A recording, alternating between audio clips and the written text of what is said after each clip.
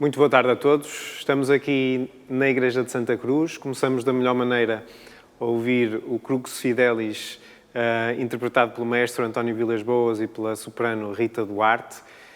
Um momento brilhante para começar esta transmissão, para começar estas transmissões da Semana Santa de Braga. Como sabemos, por causa da pandemia de Covid-19, as procissões não vão acontecer este ano e, portanto, vamos fazer estas transmissões especiais que, no fundo, no espaço onde costumam decorrer as procissões, onde elas partem, e vamos contar um bocadinho da história das procissões, falar com os seus protagonistas e perceber um pouco do que habitualmente se passa nas ruas de Braga. E começamos da melhor maneira com uma das procissões mais importantes da Semana Santa, a procissão do Senhor dos Passos, que costuma acontecer no Domingo de Ramos, como sabemos, pelo menos desde 1934, organizada pela Irmandade de Santa Cruz, que é a Irmandade que nos acolhe hoje nesta igreja, e vamos, então, durante cerca de 50 minutos, recordar um pouco daquilo que é a procissão do Senhor dos Passos. Estamos, como eu disse há pouco, na Igreja de Santa Cruz, é uma das igrejas mais belas desta cidade, uma igreja que acabou de ser reformada, onde impera o barroco, a talha dourada, construída em diversas fases. A primeira pedra foi lançada em 1625, pelo arcebispo Dom Afonso Furtado de Mendonça, mas o que vemos hoje é principalmente obra do século XVIII, 1736, 37, os retábulos, toda a estrutura interior da igreja. Recordar que estamos num espaço da Paixão de Cristo, não é apenas pela procissão dos passos que aqui decorre, pelo facto desta Irmandade também ter começado ainda no século XVII a procissão do enterro do Senhor na cidade de Braga, mas principalmente porque toda esta igreja é dedicada à Paixão de Cristo. Aliás, desde a sua fachada, todos os elementos que lá estão, desde o friso que em cima à porta, a figura de Santa Helena ladeada por Dom Afonso Henriques e pelo Imperador Constantino Magno, figuras ligadas à adoção da Santa Cruz, até todas as inscrições que lá estão gravadas na pedra. E depois o interior da igreja, surpreendentemente, é uma via sacra em espaço fechado, tal como o Bom Jesus em espaço aberto. Aqui temos uma via crucis com 7 passos da Paixão, como era a tradição até século XVIII, portanto, entramos e começamos logo pela oração de Jesus no horto, flagelação, coroação de espinhos, o Ecce Homo, depois temos o Senhor dos Passos e o encontro com a sua mãe e terminamos no altar-mor com a crucificação e a morte, com o esquife do Senhor, mesmo atrás do altar-mor. Portanto, estamos numa via sacra em espaço fechado, um espaço do culto do imaginário da Paixão de Cristo, tal como o Bom Jesus do Monte. Portanto, um espaço muito importante para a cidade. E hoje vamos falar sobre a procissão do Senhor dos Passos, que curiosamente não começou nesta igreja, começou na Igreja do Pópulo, em 1597. É uma das mais antigas que se faz em território português, provavelmente a segunda mais antiga, a mais antiga em Lisboa, e já vamos falar a seguir sobre isso. E, portanto, no fim de semana em que habitualmente a procissão costuma decorrer, é este Domingo de Ramos, é a abertura da Semana Santa, a procissão do Senhor dos Passos sai aqui desta igreja. Recordar que na véspera há uma procissão com a trasladação da imagem do Senhor dos Passos, como se faz em todos os lugares de Portugal. Portanto, a imagem do Senhor dos Passos deve ser transportada para outra igreja, para começar num ponto diferente onde vai terminar, tal como o percurso de Cristo entre o Pretório e o Calvário, que é o percurso que esta procissão tenta repetir, e, portanto, se tudo corresse como dentro da normalidade, a imagem do Senhor dos Passos não estaria aqui na Igreja de Santa Cruz, estaria na Igreja do Colégio São Paulo, a antiga Igreja dos Jesuítas, de onde partiria a procissão no Domingo de Ramos. Mas vamos contar essa história ao longo desta emissão. Agora vamos escutar os protagonistas, e o primeiro protagonista que vamos escutar é um protagonista muito curioso, que costuma percorrer a procissão dos Passos, não apenas em Braga. Recordar que é um personagem que se repete um pouco por todo o país. Esta procissão tem muitas peculiaridades e aqui em Braga ela também se repetem, e uma delas é o coco da trombeta, tal como está na documentação da Irmandade de Santa Cruz, os cocos que costumavam acompanhar a procissão, trajados de roxo, corda à cinta, rosto tapado, pés desnudos. Eram eles que levavam os andores, eram eles que levavam os estandartes, acompanhando os irmãos de Santa Cruz. Hoje, esses farricocos já não percorrem a procissão, desde 1896, quando foram proibidos, e este coco da trombeta é o único resquício desse farricoco roxo, o coco que costumava percorrer a procissão, porque ele também foi proibido em 1904, mas curiosamente é um personagem que voltou e voltou também pela vontade de um irmão de Santa Cruz que vai mantendo essa tradição, e é isso que vamos já escutar a seguir com o Zé Carlos Ferreira, que nos vai acompanhar nesta emissão. Já agora recordar, esta realização é da Braga Eventos, a organização da Comissão da Semana Santa, e tanto eu, Rui Ferreira, como o Zé Carlos Ferreira vamos acompanhar todas estas transmissões. E eu vou passar desde já a palavra ao Zé Carlos, que já está com o coco da trombeta e vai-nos falar um bocadinho desta tradição, não é verdade, Zé Carlos?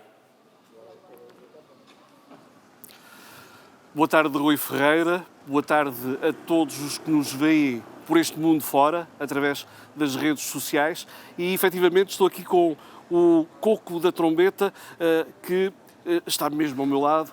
Muito boa tarde. Antes de mais, posso saber o seu nome? João da Silva Oliveira. O Sr. João é o coco da trombeta. Não é cuco. É coco ou cuco? Não é cuco. Farricoco Roxo Santa Cruz. Ora, muito bem. E diga-me uma coisa, qual é a sua função? É abrir o cortejo na procissão dos Passos.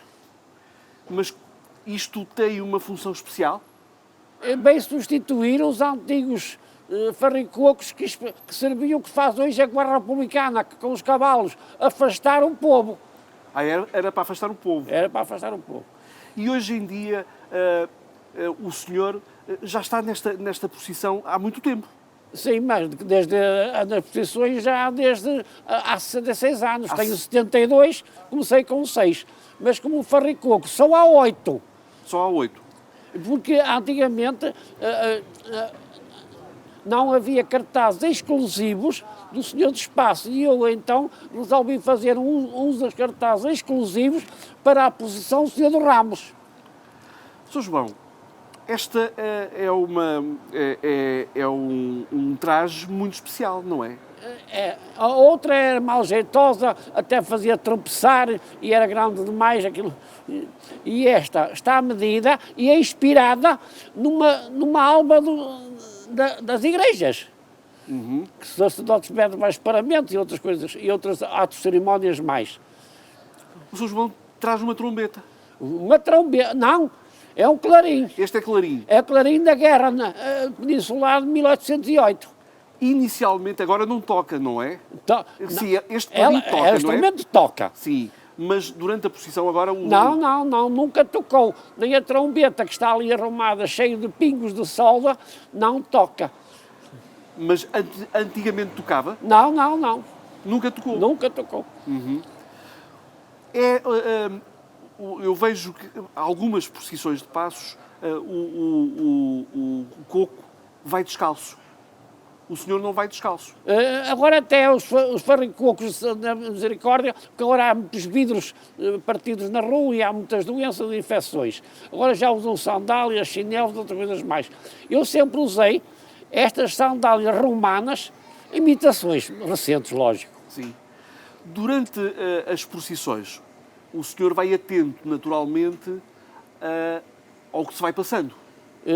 Não, só sigo o chefe dos escuteiros que vai à frente do caminho com as telecomunicações modernas e os cavalos, mais nada. Mas vai atento ao que se vai passando. Costumo ouvir alguns comentários de pessoas, os comentários sobre a sua figura. Sim. O que é que dizem? O que é que dizem sobre... Até me pedem cartazes. Turistas estrangeiros até me pedem cartazes. Pedem para ser fotografado com eles? Até pedem licença. Não, até portugueses. E isto dignifica a personagem que está a encarnar. Eu não pretendo promoção social. Não Só é quero continuar com o prestígio de Santa Cruz. Uhum. Sr. João, olha, eu estava convencido que lhe ia pedir para dar o toque, mas neste momento... Não. Porque este clarim, não é? Ninguém toca. Só assim. E seria extremamente potente, não é? É para pôr 1.200 homens numa parada enorme em sentido. Não é para arrebentar com os tímpanos aos ouvintes. Mas o que na procissão faria sentido, para pôr as pessoas todas em sentido. Não. Só no juízo final. O juízo final não chegou. Muito bem, Sr. João, muito obrigado. Nada a agradecer, eu tenho de cumprir o meu dever. Muito bem, e cumpre com todo o rigor. Muito obrigado. Nada a agradecer, outra vez. Obrigado, Zé Carlos. Vamos então dar continuidade à nossa emissão sobre a procissão do Senhor dos Passos e nada melhor que ficarmos a saber um pouco sobre a raiz, a origem desta procissão. Como eu disse há pouco, esta procissão é organizada em Braga pela Irmandade de Santa Cruz, mas nem sempre foi assim. A verdade é que as procissões dos Passos em Portugal começaram em Lisboa, no Convento da Graça, o Convento dos Agostinianos, e foram eles que introduziram esta tradição em Portugal. Uma procissão que pretendia refazer o caminho de Cristo entre o Pretório e o Calvário, tentar reviver esse momento dramático da vida de Cristo, que foi a sua paixão, e que, a partir de 1587, se começou a fazer na cidade de Lisboa. Ora, foram os agostinianos que a introduziram em Lisboa e seriam os agostinianos a introduzi-la também na cidade de Braga, passado apenas 10 anos. Sabemos que, a partir de 1597, esta procissão se organizou na cidade de Braga, a partir do Convento do Popolo, que ainda estava a ser construído então, e pela mão de um arcebispo muito importante para a cidade de Braga, muito importante também para esta tradição da procissão dos Passos, porque foi ele que a introduziu na cidade de Braga e sabemos que ele tinha uma inclinação muito especial para a paixão de Cristo, que foi o arcebispo Dom Frei Agostinho de Jesus, que governou a cidade e a arquidiocese entre 1588 e 1609. Aliás, o Dom Frei Agostinho de Jesus vivia tão intensamente este momento da procissão dos Passos que se diz que a última aparição pública que ele fez foi precisamente num sermão do pretório, enquanto escutava um sermão do pretório, do qual se sentiu mal e daí ficou doente e veio a falecer uns meses depois. Portanto, Dom Frei Agostinho de Jesus, personagem essencial nesta procissão dos Passos. Como eu disse, começou a realizar-se a partir da Igreja do Popolo, no ano de 1597. Depois foi criada uma irmandade, a Irmandade dos Passos, que, entretanto, entra em divergências com os agostinianos e sai da Igreja do Popolo em 1735. Portanto, a partir desse momento, a procissão dos Passos passa a ser feita de outro espaço, a Capela de Santana, que existia no Campo de Santana, hoje Avenida Central, uma capela que viria a ser demolida em 1769. Portanto, até 1769 a procissão fez-se a partir dali, depois provisoriamente vai para a Igreja da Lapa, mas como a Igreja da Lapa era uma igreja de reduzida dimensão, acabou por se fundir à Irmandade de Santa Cruz em 1772. E é a partir desse momento que a Irmandade de Santa Cruz, já fundida com a Irmandade dos Passos, passa a organizar a procissão do Senhor dos Passos. A primeira procissão dos Passos a sair desta igreja foi no ano de 1773. E, portanto, é uma procissão com uma história muito longa, já muito também atribulada, e que pretendia precisamente refazer esse caminho entre o Pretório e o Calvário.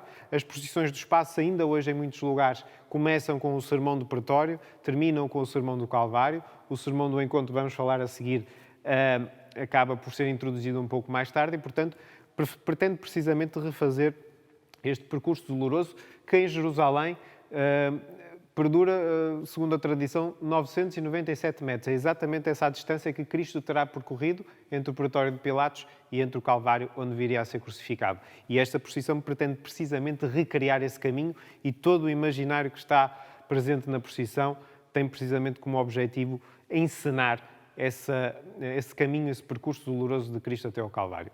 Mas, como eu disse há pouco, a Irmandade de Santa Cruz é que organiza desde 1773 esta procissão. É uma irmandade muito antiga, foi fundada em 1581 por um mestre-escola, Jerónimo Portilho, que num cruzeiro que existia neste espaço, um cruzeiro que ainda hoje está no Jardim de Santa Bárbara, um cruzeiro do tempo de Dom Diogo de Sousa, fazia orações à devoção da Santa Cruz. A Santa Cruz, como sabemos, foi encontrada pela Santa Helena, um achado miraculoso. Aliás, nesta igreja, nesta irmandade, estão 3 relíquias da Santa Cruz, uma delas aqui mesmo na entrada da igreja, e, portanto, é sob esta devoção que essa irmandade vai ser levantada em 1581. O mestre-escola Jerónimo Portilho diz que depois viria a ser jesuíta, depois de ter ficado viúvo, mas a verdade é que funda esta irmandade nesse ano célebre. É uma irmandade das mais importantes da cidade, como sabemos, e tem uma das mais belas igrejas da cidade de Braga. Portanto, esta igreja de Santa Cruz, como eu falei há pouco, foi começada a construir em 1625. Até 1625 a irmandade A Confraria do Bom Jesus da Vera Cruz, que era assim que se chamava no início, esteve sediada na Capela do Espírito Santo, que era aqui onde está hoje o Hospital de São Marcos, uma capela da Misericórdia, mas depois quis ter casa própria e em 1625 começa a construir esta igreja, uma das mais belas igrejas da cidade, que no século XVIII, 1730, nessa década, recebe grandes obras, grande incremento, criam-se estes retábulos laterais e acrescenta-se a talha dourada magnífica que aqui hoje vemos, à exceção da Capela Mor, que é do final do século XVIII, Frei José de Santo António Vilaça, o discípulo de André Soares, um belíssimo retábulo mor. Esta igreja, de facto, apesar de ter sido construída em diversas fases, é uma das igrejas mais imponentes da cidade. Também a fachada foi feita a 3 mãos, o padre Geraldo Álvares, que traça o primeiro projeto, ainda maneirista, que ainda se vê grande parte da fachada. Depois Carlos António Leoni, o italiano que andou aqui por Braga, vai traçar novos elementos decorativos para essa fachada e o Manuel Pinto Villa-Lobos finalmente vai traçar as torres chineiras que ainda hoje preenchem este espaço. Torres chineiras muito ativas, é um dos carrilhões mais relevantes da cidade de Braga e na Semana Santa costuma estar particularmente ativo com os cânticos que vamos escutando e que vamos entoando nas celebrações. Mas vamos agora passar a palavra ao Zé Carlos Ferreira, que já tem uma pessoa muito importante à nossa espera, o Sr. Provedor da Irmandade de Santa Cruz, o Dr. Luís Rufo, que nos vai falar um bocadinho da importância desta procissão para a Irmandade e também de tudo o que esta Irmandade significa para a Semana Santa de Braga. Zé Carlos, passo-te a palavra. Bom dia, boa tarde, Dr. Luís Rufo. Ouvimos então aqui a história, o resumo da história da Irmandade de Santa Cruz e agora tenho aqui o provedor da Irmandade de Santa Cruz, Dr. Luís Rufo. Boa tarde, Sr. Doutor. Boa tarde. Sr. Doutor, esta procissão do Senhor dos Passos, posso dizer que é um momento muito importante nas atividades anuais da sua Irmandade. Para nós, enquanto Irmandade, é o momento mais alto do ano, o zénite de todo, para que trabalhamos todo o ano no sentido de que esta procissão seja, de facto, a procissão primeira das grandes procissões da Semana Santa e que mereça exatamente os pergaminhos que detém desde o século XVIII. Dá muito trabalho. Muitíssimo trabalho a organizar. Nós fazemos parte, o provedor e a vice-provedora fazem parte integrante da Comissão da Semana Santa. No decurso do ano, preparamos não só a procissão de Passos, como as demais procissões, mas cada uma das irmandades, cada uma das instituições que organiza procissões, de per si, tem um trabalho imenso, designadamente quanto à organização, quanto à formatação dos cortejos, quanto às imagens, quanto aos andores. É um trabalho muito, muito duro e muito longo, mas que nós fazemos com muita alegria e com muita satisfação. Sr. Provedor, para termos uma ideia, esta procissão dos Passos começa a ser preparada quando? Não é naturalmente na semana anterior? Não, com certeza que não. Isto 4 meses antes da procissão, só a procissão relativamente ao trabalho que a Irmandade desenvolve é com 4, 5 meses de antecedência. E começam a trabalhar em todos os pormenores? Em todos os pormenores, porque é preciso preparar andores, tratar de andores, pôr guiões. Há, de facto, uma formatação e um trabalho de bastidores, se assim se pode chamar, muitíssimo grande para exatamente resultar em pleno no Domingo de Ramos.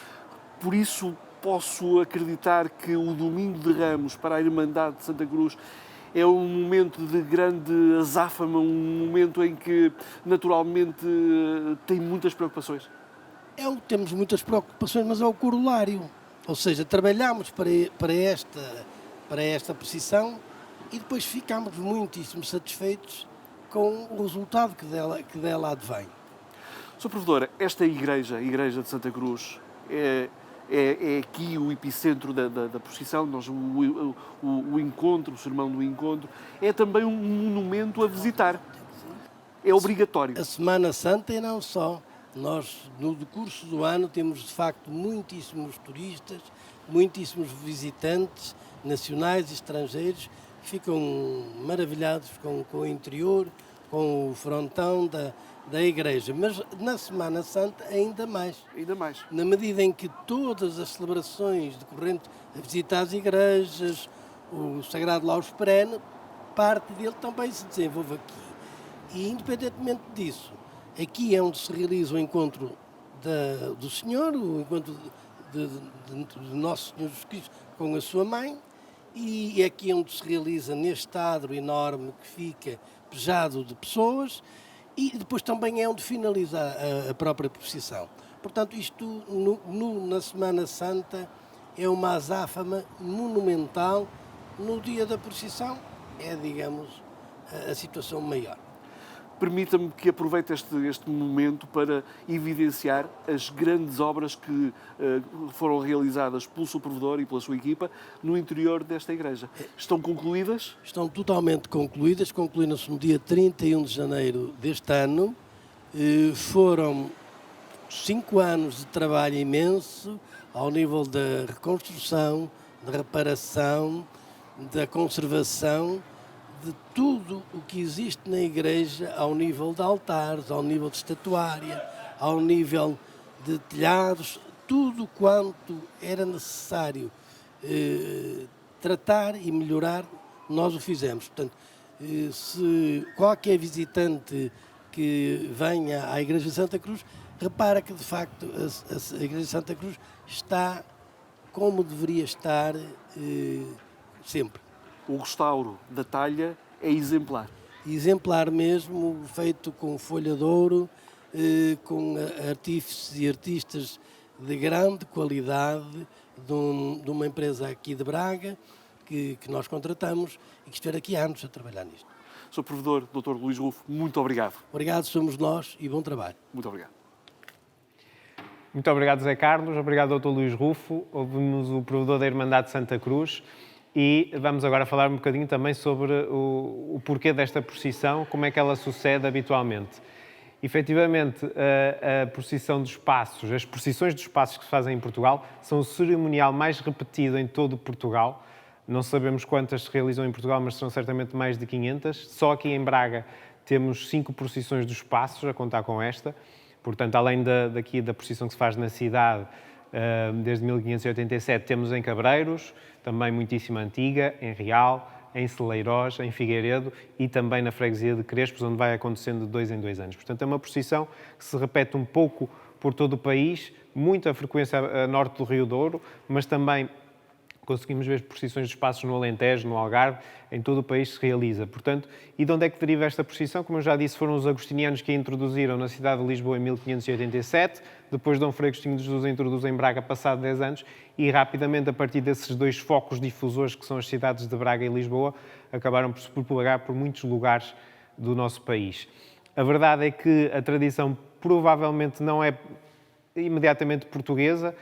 Os agostinianos, numa fase em que tinham grande mobilidade, como sabemos, em 1587 Portugal estava sob a dominação castelhana e em Espanha havia a tradição de fazer grandes cerimoniais públicos, particularmente a partir do século XVI, a partir do Concílio de Trento, e na cidade de Sevilha sabemos que um dos grandes poderosos, o Marquês de Tarifa, o Dom Fradique, foi fazer uma peregrinação a Jerusalém e, inspirado por essa peregrinação, decidiu, a partir da sua casa, criar um cerimonial, uma via sacra que procurava repetir os passos de Cristo na chamada Via Dolorosa de Jerusalém. Portanto, com a exata distância de 997 metros, que é aquilo que, segundo a tradição, Cristo terá percorrido entre o Pretório de Pilatos e o Monte Gólgota, onde foi crucificado, o Marquês de Tarifa fez um percurso desde a sua casa, a casa de Pilatos. Aliás, ainda hoje, se forem a Sevilha, podem visitar essa casa, um grande palacete do século XVI, até à Cruz del Campo, que era um cruzeiro que já ficava fora da cidade. A partir desse cerimonial, onde se fundaram corporações e grandes cerimoniais e práticas de vivência da paixão de Cristo, uma tradição se propagou e veio, trazida para Portugal pelos agostinianos, criaram esse percurso doloroso entre a Igreja da Graça, o Convento da Graça e a Igreja dos Jesuítas de São Roque. A imagem era transportada na véspera e depois fazia-se o percurso com alguns pontos de paragem ao longo do percurso, daí os altares dos passos que também existem em muitos lugares, ou em altares mesmo construídos, entretanto, como aqui em Braga, ou então são montados especificamente para a procissão dos passos. Portanto, é uma procissão que tem muita tradição, que está associada à via sacra. Na prática, é uma via sacra encenada. E é tão encenada que os elementos associados à procissão, também eles repetem, tentam replicar aquilo que teria sido este cortejo doloroso que Cristo fez. Já falámos do coco da trombeta. O Sr. João diz que nunca tocou a trombeta, mas de facto, em tempos idos, a trombeta tocava ao longo do percurso. Aliás, basta recordar o relato do Antero de Figueiredo, um grande escritor que passou uma parte da sua juventude aqui em Braga e ficou impressionado com as procissões da Semana Santa, em particular com a procissão do Senhor dos Passos, mais até por causa dos disciplinantes que costumavam percorrê-la, mas ele conta-nos precisamente essa famosa trombeta que costumava ir a tocar ao longo do percurso, apelando certamente à penitência, à conversão das pessoas que assistiam à procissão. Mas além do coco da trombeta, esta procissão encerra outras particularidades, muitas particularidades, e uma delas são os estandartes que costumam ser conduzidos nessa procissão. São chamados guiões, são estandartes com um pé muito alto, muito elevados, pesados, e alguns dos estandartes até bastante característicos. Aliás, há um dos estandartes que se repete também em todas as procissões dos passos, muita gente não sabe porquê, mas tem uma sigla que é SPQR, que quer dizer Senatus Populusque Romanus, o Senado e o povo de Roma, portanto é o estandarte da autoridade romana, o estandarte que certamente poderia ter conduzido Cristo na cidade de Jerusalém no momento da sua paixão. E por isso, esta procissão, como pretende repetir nos personagens, em cada momento do seu percurso. Hoje existe em muitos lugares o canto da Verónica. A Verónica é a personagem que terá enxugado o rosto de Cristo.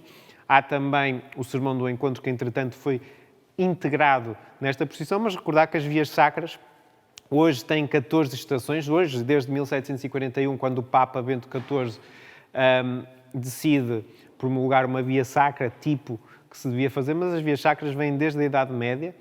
É a chamada peregrinação de substituição, substituindo, digamos, aquele caminho que os peregrinos não podiam fazer até Jerusalém. Como sabemos, Jerusalém esteve nas mãos dos cristãos algumas vezes, mas na maior parte das vezes não esteve, e o sonho de muitos cristãos era ir até Jerusalém peregrinar.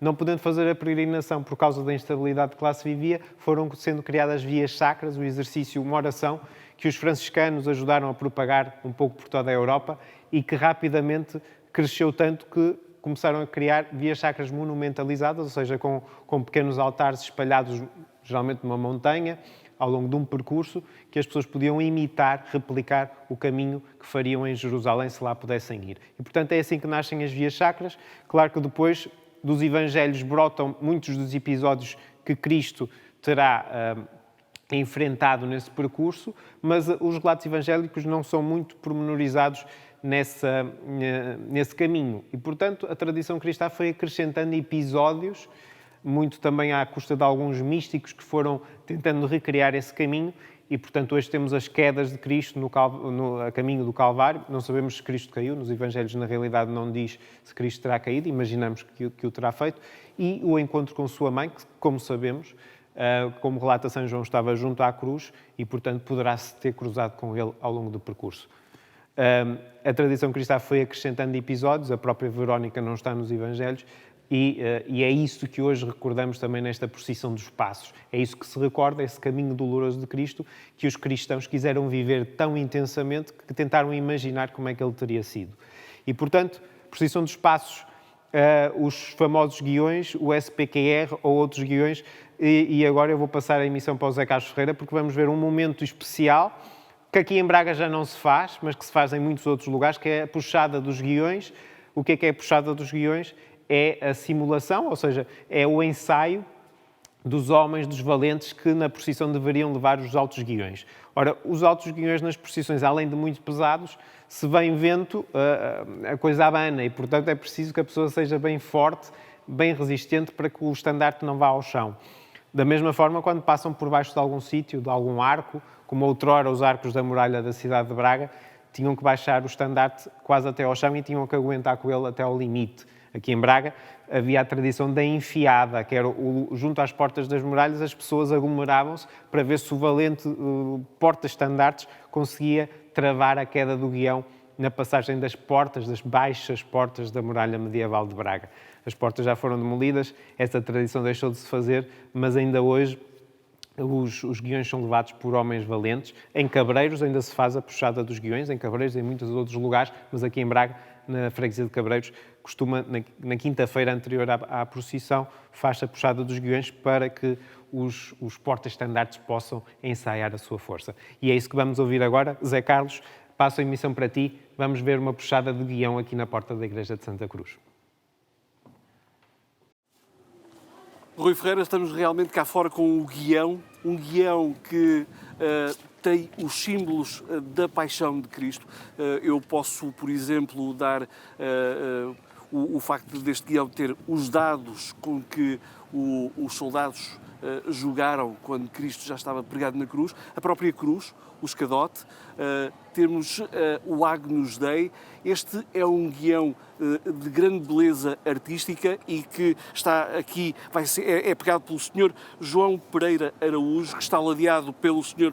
Francisco Araújo e pelo Sr. Manuel Teixeira. Eu começava por perguntar ao Sr. João Pereira Araújo: Sr. João Pereira, este é um guião muito pesado. Sim.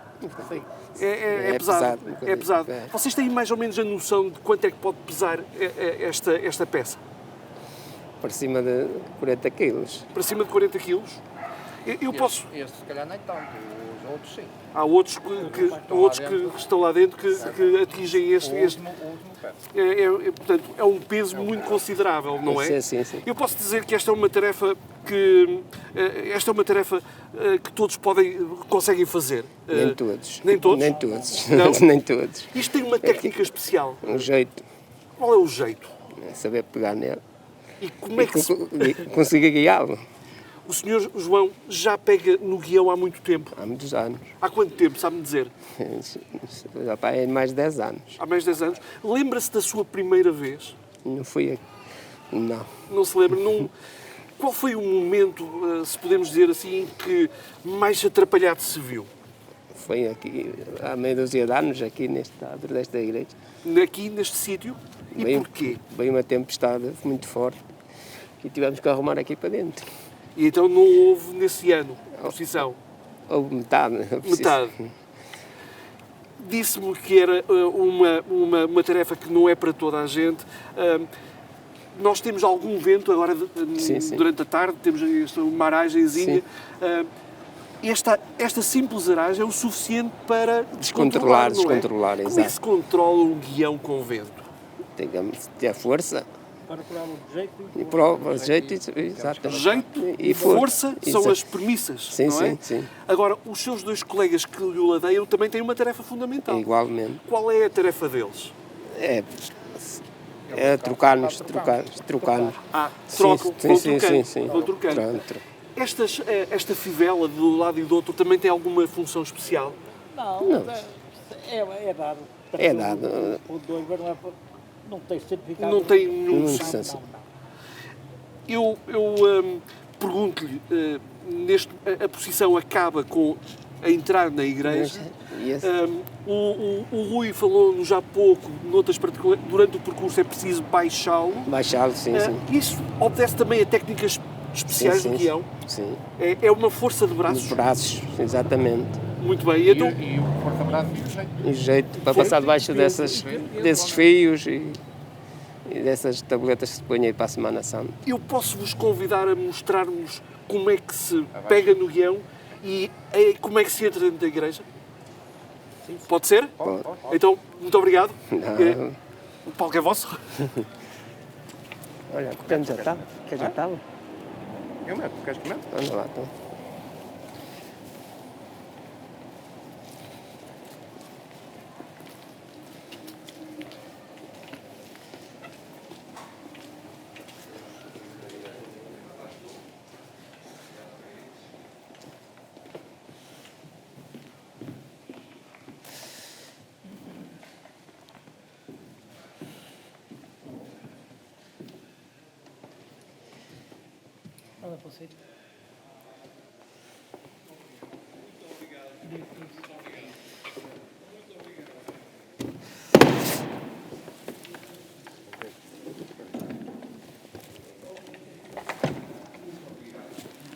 Olha aí.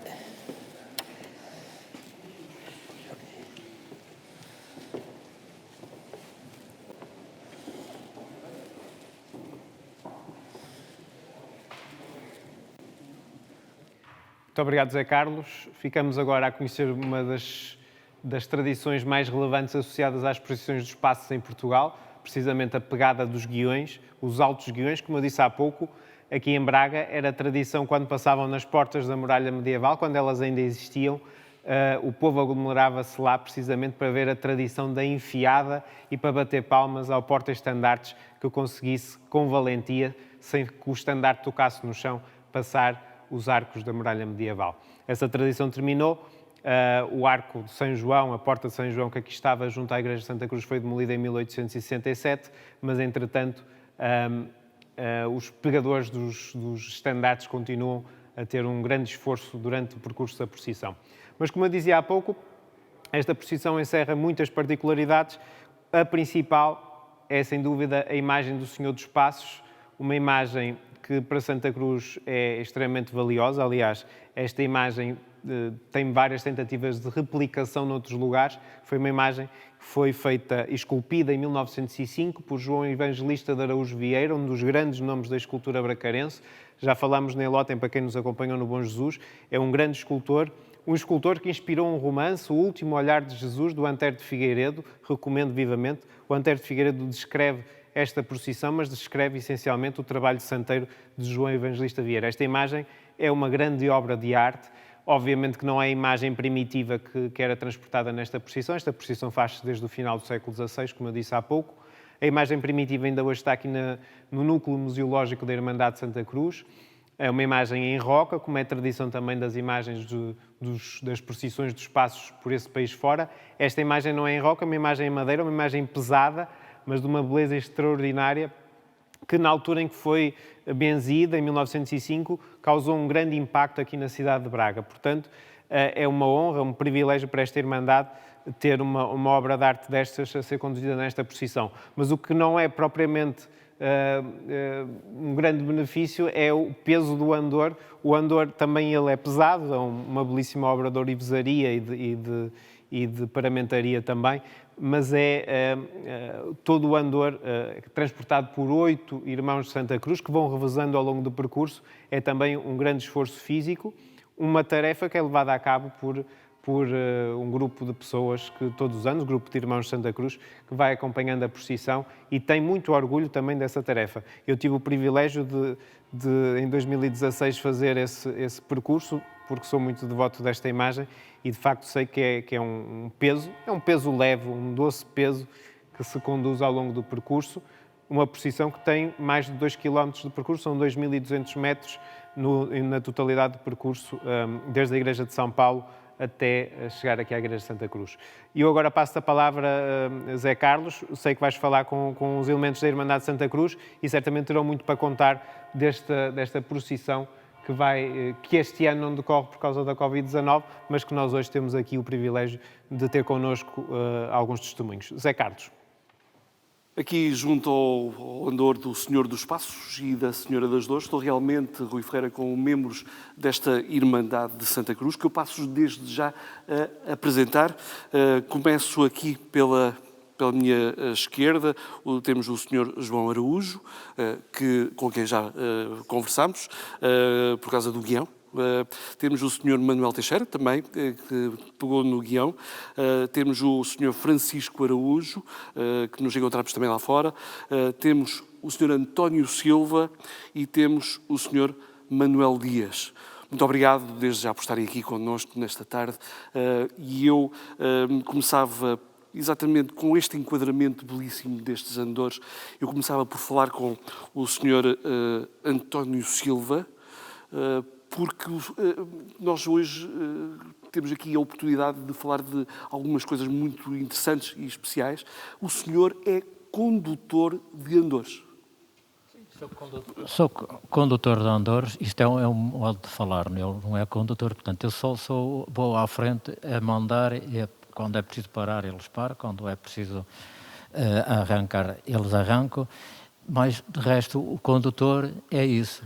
Mas é uma função importantíssima. Exato, é uma função porque antes de organizarmos a procissão eu tenho que ter o pessoal todo para que não falte nenhum para pegar nos sítios, nos lugares precisos. É difícil encontrar pegadores de andores? Sim, quer dizer, aqui na cidade é muito difícil encontrar pegadores. Mas eu, como tenho conhecimento, que já ando aqui há muitos anos, tenho conhecimento com pessoas para as aldeias, onde se arranja com mais facilidade. Eu ouvi dizer, e corrija-me se eu estiver errado, há já gerações de pegadores de andores. Sim. Agora já estão a desaparecer, não é? Porque portanto, eu tinha aqui muita família a pegar nos andores. Avós, pais e netos. Pais, tios e primos, e ainda tenho alguns, não é? Mas muitos agora, uns já não pegam, outros já foram e vamos andando assim. Para cada um destes andores que estamos aqui a ver, quantos homens, quantos pegadores o senhor precisa? Por exemplo, para o Senhor dos Passos, pelo menos são 2 turnos, são 16 homens. 16 homens. 16, que são 8 para cada turno. E depois, para a Senhora das Dores, são Para a mais Senhora das 16? Dores já são 12, porque são 6, são menos de... É consoante o peso do andor e o espaço que eles têm para se pôr os homens com espaço. Há aqui um momento que é muito especial durante esta procissão, que é a altura do encontro e a altura em que há a encenação da mãe que acarinha o filho e os 2 andores inclinam. Exato. O senhor conduz esse momento. Exato, quer dizer, eu como já venho com o Senhor dos Passos lá de cima do seminário, fico ali. Tenho um meu irmão que está à frente deste, sai com a senhora e vai ao encontro para ficarmos, a senhora ficar de caras com o Senhor dos Passos. Com o Senhor dos Passos. Aquele momento de inclinar os andores é um exercício de força, de jeito, é um exercício muito particular, não é? Sim, portanto, por exemplo, o andor vai às costas, ou vai ao ombro, não é? E portanto, os da frente fazem um pequeno gesto de inclinação e a senhora... Também para dar a ideia que os 2 se encontram. Exato. Portanto, para quem nos está a ver, podemos saber o peso de cada um destes andores? Ora, este andor, eu não tenho bem o que, mas à volta de à volta de 500 quilos. Meia tonelada. É, meia tonelada. Isto para os 8 homens, é um bocadinho para cada um. No final da procissão, podemos imaginar como é que são os ombros. Exato. Portanto, eles já não notam muito porque já estão habituados, e são homens que sabem o que vão fazer. Têm que ir certos, têm que ir certinhos, que é para não... Porque se algum começar a coicear com os sapatos, estão a aleijar, o andor não vai certo e vai magoar o ombro ou da frente ou de trás. Há uma particularidade, e eu digo isto porque eu sou uma pessoa que vai às procissões, sempre que posso, e há uma particularidade destas procissões que é o bater da vara. Aquele bater da vara, aquela sonoridade, trac, trac. Isto é importante para o compasso. Portanto, é o passo, é tal passo que a gente vai com ele certo. E eles, portanto, quando estão preparados, eu dou uma pancadinha ali, pum, pum, e ponho o meu pé direito, eu pergunto-lhe se vão sair com o pé esquerdo ou que vão sair com o pé direito. Eu ponho o meu pé direito à frente e ao mesmo tempo dou o passo à frente e eles estão sempre a bater com a forqueira conforme o pé que saíram. Muito bem. Se algum se enganar, tem que fazer como na tropa, dar um saltinho e puxar o pé para a frente. Muito bem.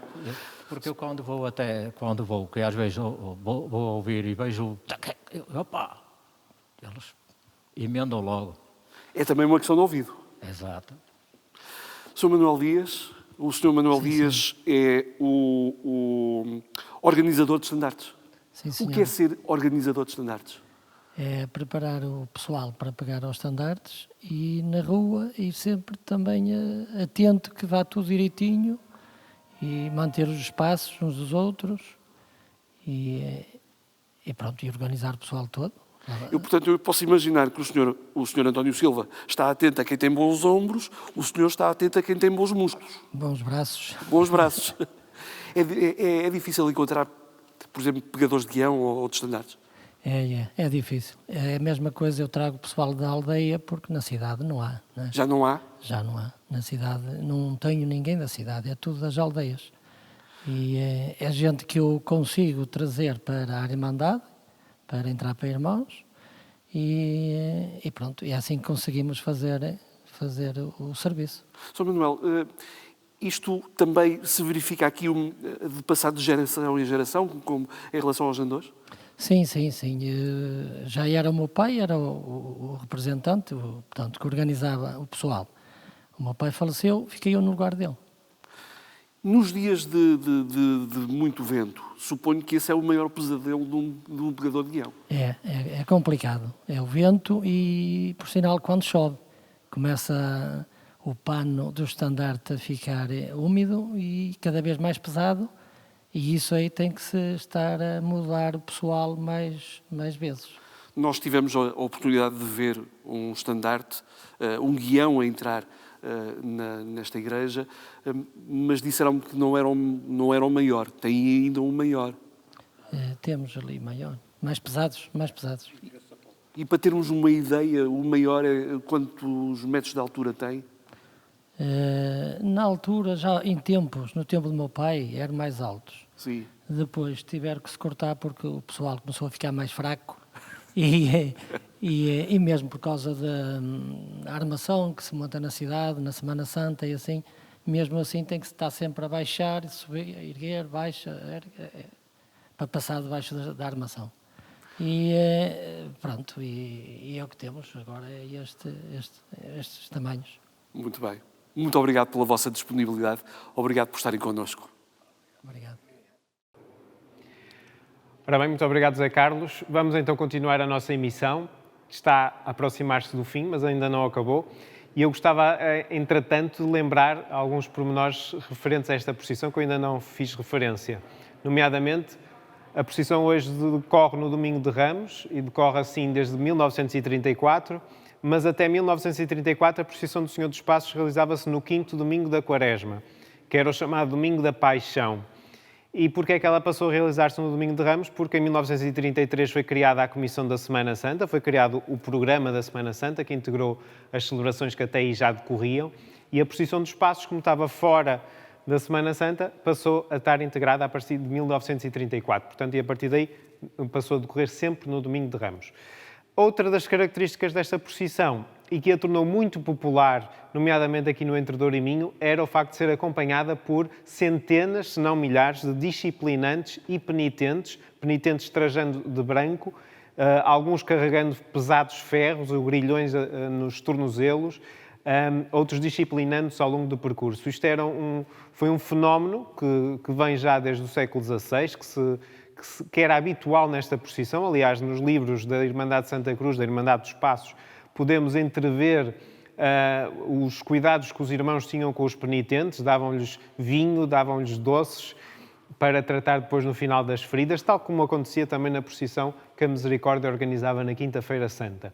Portanto, era uma procissão de penitentes. Só que no século XIX isso atingiu um nível tão elevado e um protesto tão veemente aqui nos periódicos da cidade, que podemos entrever, que o arcebispo de então, Dom António Joaquim de Azevedo e Moura, vai proibir a integração de disciplinantes sob pena de excomunhão quem desafiasse a ordem do arcebispo, porque de facto era uma tradição que era muito insistente e que, além de arrastar muitas pessoas às ruas da cidade só para verem essas centenas de disciplinantes e penitentes, acabava por transtornar um bocadinho aquilo que era o que se pretendia da procissão, o espírito religioso que se pretendia deste cerimonial. Portanto, a partir de 1876 foram proibidos. O Anteiro de Figueiredo, mais uma vez, no seu livro O Último Olhar de Jesus, descreve de uma forma muito intensa esse momento particular que marcava a procissão dos Passos de Braga.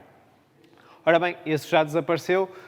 O coco da trombeta também chegou a desaparecer, os farricocos roxos que abriam em grandes filas a procissão também já desapareceram, mas o que se mantém, e desde 1946, é o Sermão do Encontro. Como eu disse no início, muitas procissões ainda hoje fazem 2 sermões nesta procissão dos Passos, o Sermão do Pretório a começar e o Sermão do Calvário a encerrar. Também assim acontecia na cidade de Braga, mas desde 1946 que foi introduzido um momento especial nesta procissão. O Sermão do Encontro, não apenas aqui em Braga, em muitos outros lugares, a encenação desse presumível encontro de Jesus com sua mãe a caminho do Calvário, além do encontro das imagens, que em muitos lugares, aqui em Braga nem tanto, mas em muitos lugares se tocam mesmo as imagens, para mostrar a intensidade desse momento, e antecipando esse momento há um pregador que, mais ou menos a meio do percurso, vai, emocionar a multidão, colocando os sentimentos de Jesus e de Maria naquele momento de encontro e transportando isso também para a nossa vida. Portanto, é o Sermão do Encontro que aqui em Braga decorre desde 1946. Foi uma proposta da Comissão da Semana Santa de então, do António Leitão de Carvalho, um grande bracarense, que foi presidente do Grêmio do Comércio, presidente do São João e também pertenceu à Comissão da Semana Santa, e é por proposta dele que em 1946 se introduz este Sermão do Encontro, que de facto é o grande momento da procissão dos Passos. É aqui que se aglomera uma multidão, no Largo Carlos Amarante, para aguardar esse especial momento da procissão, em que até aí a procissão vem apenas com a imagem do Senhor dos Passos e nesse momento a imagem da Senhora da Soledade, que está aqui na igreja connosco, Senhora da Soledade, que é uma derivação da Senhora das Dores. As dores de Maria são 7, a soledade é uma das dores e por isso a imagem tem apenas uma espada. É o encontro das imagens e aqui geralmente a Irmandade de Santa Cruz convida um pregador de renome. Nos últimos anos é o cônego José Paulo Abreu, vigário-geral da Diocese, que tem um poder de oratória tremendo e, portanto, é com ele que vamos falar agora. Eu passo a palavra para ti, Zé Carlos, para falarmos com o cônego José Paulo. Tenho agora comigo o cônego José Paulo Abreu. Muito obrigado por estar connosco nesta ocasião e para falarmos agora de um momento que é a pregação. Sr. Cônego, podemos dizer que o momento da pregação é o momento-chave ou o momento alto desta procissão dos Passos? É uma espécie de farol que ilumina tudo aquilo que está ali a acontecer. Naturalmente que o mistério que nós celebramos, este mistério da paixão, morte e ressurreição de Jesus, pode ser coreografado, e é bom que o seja. Pode ter muitas traduções, muitos rituais, muitas formas celebrativas. A palavra ajuda a ilustrar exatamente o que é que ele esteve a fazer com toda essa coreografia. Esse sermão serve para atualizar o acontecimento. No fundo, trazemos para a cruz de Cristo as dores de hoje e as dores que carregam sobre Cristo, que transporta aquela cruz. É sempre um momento para sublinharmos o caráter soteriológico do sofrimento de Jesus. Não é por masoquismo, é para nos salvar. Portanto, é sempre uma oportunidade para tomarmos consciência deste amor apaixonado e louco de Deus pela humanidade. E depois, ali pelo meio, temos a hipótese de perceber também qual é o papel de Nossa Senhora no meio disto tudo. O papel de Nossa Senhora não se esgotou na Conceição, não se esgotou na educação de Jesus até à via pública, mas completa-se agora nesta solidariedade extrema, depois coreografada com toda a ternura, com toda a bondade, com toda a bonomia, com todo o amor, que faz com que a mãe apareça no caminho de Jesus para o Calvário. E é neste encontro que metemos as amarguras do mundo de hoje?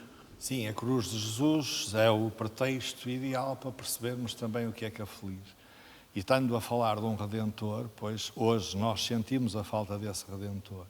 E temos que atualizar isto, ou seja, o que é que hoje precisa de redenção? O que é que nós hoje queremos colocar em Deus para que sejamos salvos, para que as graças, as bênçãos que precisamos cheguem até nós.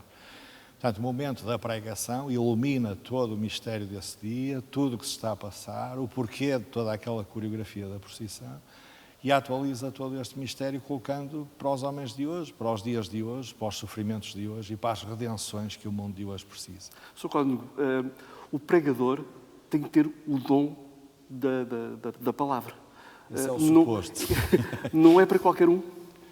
Bom, enfim, o pregar exige muitas coisas, obviamente. Exige que se saiba primeiro o que se está a dizer. Preciso perceber os conteúdos, perceber o que é que tem para se dizer. Neste caso, existe também uma leitura real da sociedade e do que se vai passando. Há uma capacidade empática, obviamente, com o público. É evidente que estamos a falar para uma multidão. Falar para uma multidão tem as suas exigências acrescidas, não é? Nem sabemos para quem estamos a falar.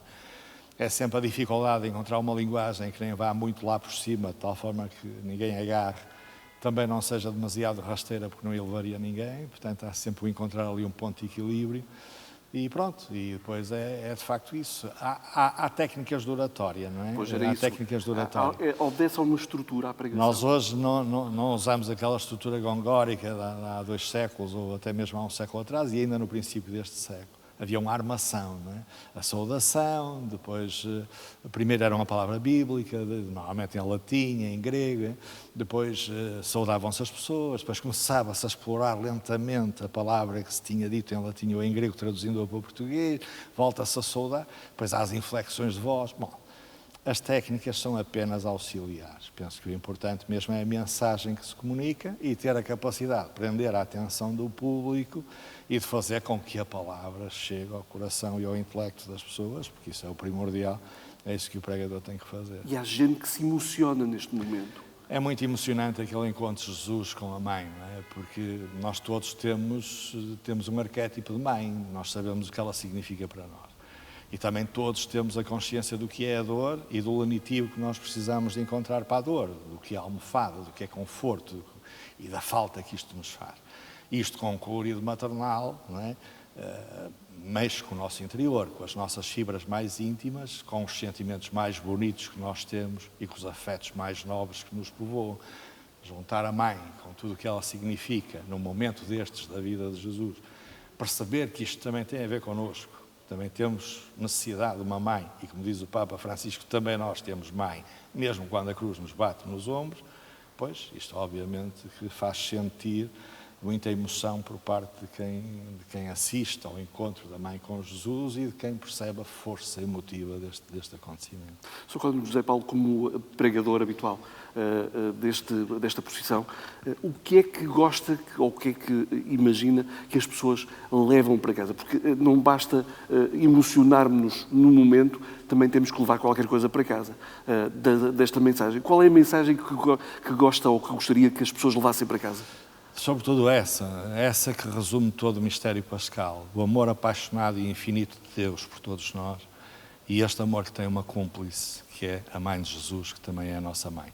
Essa é a grande mensagem que a gente quer passar. Obviamente que há sempre um apelo também à conversão, não é? Nós, quando contemplamos a cruz de Jesus e este mistério, percebemos que há falibilidade do nosso lado, há barro, se calhar há coisas que é preciso consertar, melhorar, e esse é um apelo sempre forte na oratória desse dia. E, portanto, estes acontecimentos também são para nos levarem para outros patamares, para nos puxarem um pouquinho para cima, para nos limarem arestas, se calhar para nos tocarem alguns defeitos que é preciso corrigir, individualmente ou societariamente. E, portanto, esta pregação também é para isto, não é? Para que a gente vá para casa um pouquinho melhor, ou pelo menos com a vontade de sermos melhores. Sr. Código, muito obrigado. Disponho. Obrigado. Muito obrigado. Deus. Obrigado.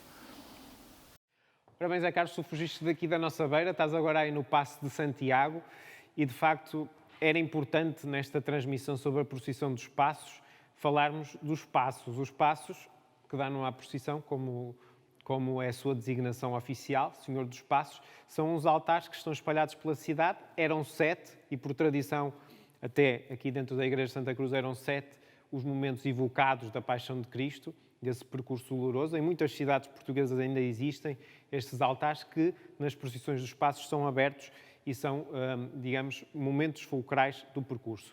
E, ao longo do percurso, as próprias imagens têm um breve momento de recolhimento quando passam nesses pequenos altares, que o que é que eles fazem?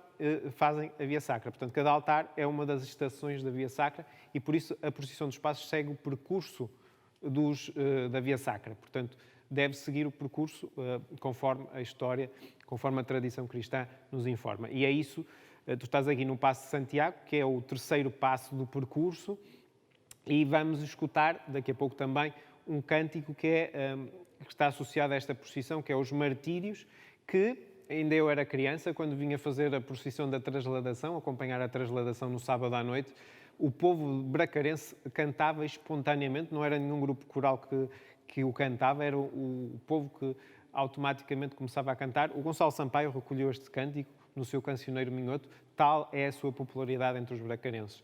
Hoje está mais difuso, mas a Irmandade de Santa Cruz, há uns anos esta parte, tem procurado reintroduzir esse Cântico dos Martírios, que dá um toque de emotividade a este momento da transladação.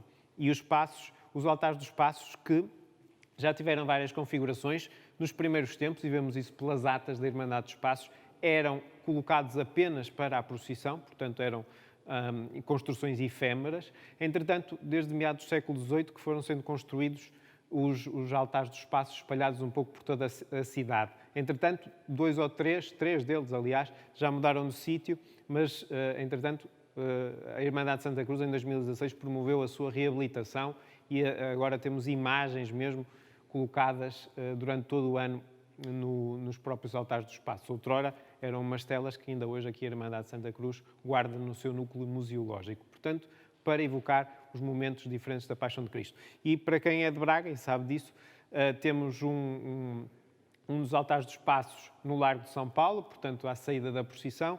O seguinte é precisamente no Largo de Santiago, onde tu te encontras agora. Depois temos na Casa dos Coimbras, mais moderno, porque entretanto a Casa dos Coimbras também mudou de lugar.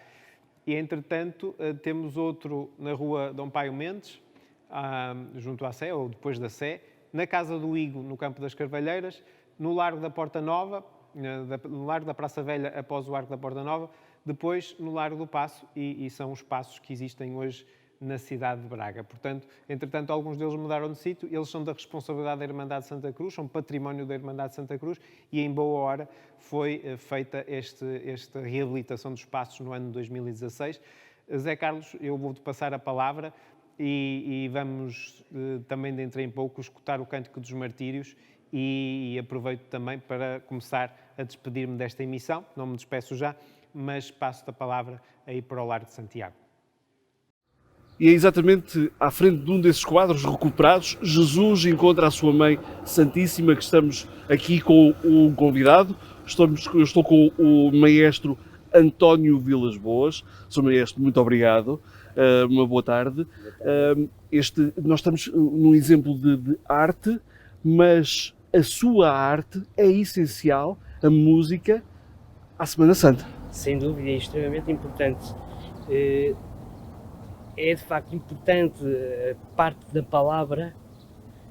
Já tivemos a ouvir também o seu cônego José Paulo Abreu, que tem uma dicção impressionante para o sermão do encontro, mas a parte musical misturada ainda provoca mais emoção e é um estilo musical muito complexo e um bocadinho também difícil. Há temas que são indissociáveis da Semana Santa. Sem dúvida. Iniciámos exatamente esta emissão com um deles. Um deles com o Crux Fidelis. O Crux Fidelis, que é um poema que é direcionado à explicação da cruz de Cristo, onde ela foi feita, no bosque de onde ela veio. É um poema extremamente lindo, que musicado, neste caso do Dr. Manuel Faria, uma barra da música sacra, que é muito utilizado precisamente só para estas cerimónias. Em que momento concreto? Há possibilidade de situar este cântico num momento concreto das cerimónias? Em vários. Domingo de Passos, ou Procissão de Ramos, também na Sexta-feira Santa, Quinta-feira Santa também. Temos também, falando nos passos, temos o Miserere, que antigamente se fazia aqui neste largo, que é quando vem o andor do Senhor dos Passos, que fazem a translação para a Igreja de São Paulo, e é cantado o Miserere, que é uma expressão de perdão, um pedido de perdão a Deus, e que é só utilizado precisamente na transladação do Senhor dos Passos. Sr. Maestro, este cântico andou perdido uns tempos. Não se interpretava aqui em Braga perdeu-se um tempo. Exato, devido ao desaparecimento do maestro do coro da paróquia da Sé. Era esse coro que fazia sempre aqui o Miserere. E por incrível que pareça, esse maestro, grande músico, o Dr. Rodrigues, que era capelão também aqui da Irmandade de Santa Cruz, faleceu nesse dia. Curioso.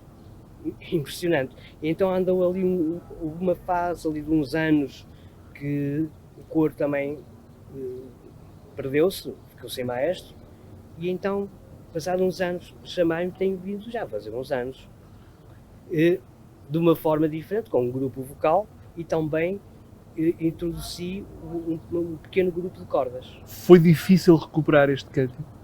Não. O Crux Fidelis, por exemplo, é do saudoso Manuel Faria, o próprio seminário canta várias vezes nas cerimónias da Semana Santa. O Miserere, existe bastantes temas do Miserere, neste caso utilizo um que é do músico António Lotti, e também uso um Crux Fidelis do Dubsky, uma coisa linda, só ouvindo mesmo, só ouvindo. Eu convidava era todos a ouvirmos o Miserere agora. Sim, e os Martírios. Os Martírios é o canto mais tradicional utilizado, digamos, entre a transladação e a posição de passos. Sim. Normalmente esse canto que é utilizado é uma manifestação popular que toda a gente canta, embora existe arranjos, a voz, e eu também meti também cordas. Neste caso eu toquei há um bocadinho em órgão e solista, mas é feito para coro e é para o povo cantar, que é utilizado na Via Sacra. Depois da transladação sai a Via Sacra no centro histórico. E toda a gente canta os Martírios. É um cântico mais popular? Mais popular. Embora tenha arranjos, mas toda a gente canta no uníssono. E a linguagem? Português. É em português, porque os outros que nós falámos até agora é em latim. É em latim. A mensagem passa mesmo em latim? Acredita que sim? Sim, eu acredito que sim. Mas basta só o ouvir os temas, mesmo que não entenda a letra, as pessoas ficam sensibilizadas. A própria música obriga. Obriga à reflexão. Embora há sempre pessoas que fazem a tradução. Sacerdotes ou que estão à frente das cerimónias, normalmente explicam o que é que se vai ouvir, o que é que se vai cantar. E depois utilizamos o original, que é o latim, que é relativo também à época. Os Martírios, voltando a este cântico, os Martírios, disse-me que é na Via Sacra. Via Sacra. É um cântico importante na Via Sacra. Ele vai-se repetindo? Repetindo ao fim. Estação a estação? Estação a estação, depois da oração e de ouvir a palavra. E depois, durante o percurso de um calvário para o outro, cantam os Martírios. E é precisamente os Martírios que vamos ouvir agora. Exatamente. Muito bem. Acompanhada a solista, que é a soprano Rita Duarte, e por mim, ao órgão. Sr. Maestro, muito já obrigado. Agora, um grande órgão que tem a Igreja de Santa Cruz. Muito bem. Do século XVIII. Sr. Maestro, muito obrigado. Muito obrigado. Desejo-lhe um bom domingo de Ramos. Muito obrigado. Uma boa Semana Santa. E uma boa Páscoa para si também. Muito obrigado. Muito obrigado. A mim resta-me despedir e desejar-vos um bom domingo de Ramos, um desejo que se estende naturalmente a ti, Rui Ferreira. Vamos então terminar esta emissão e eu agradeço a todos os que nos acompanharam a partir de casa. Este ano, como sabemos, não vamos ter as procissões da Semana Santa nas ruas da cidade de Braga, mas a Comissão da Semana Santa preparou estas emissões para nos ajudar a vivenciar esta, que é a semana maior do percurso dos cristãos e também para a cidade de Braga um momento muito especial. Portanto, hoje foi a transmissão da procissão do Senhor dos Passos. Espero que tenham gostado, espero que tenham também connosco aprendido um pouco da história e da identidade deste importante cerimonial que a Irmandade de Santa Cruz organiza anualmente e recordar que na próxima quarta-feira continuamos com as transmissões no horário em que habitualmente seriam as procissões, desta vez com o cortejo bíblico Vós Sereis o Meu Povo, conhecido, como todos sabemos, como Procissão da Berrinha, a partir da Igreja de São Vítor. Portanto, não percam, quarta-feira, a partir das 21h30. Esperamos por vocês, espero que tenham gostado e que vivam esta procissão dos passos espiritualmente, este ano não nas ruas da cidade, e que também, através das imagens que vos transmitimos, possam ajudar a recortar e a reviver este momento especial. Muito obrigado a todos, muito obrigado à Irmandade de Santa Cruz em particular, muito obrigado à Braga Eventos que nos acompanham nesta transmissão e a todos que, a partir de casa, estiveram connosco, em particular ao José Carlos Ferreira, que esteve connosco também durante toda a emissão. Muito obrigado a todos e até à próxima.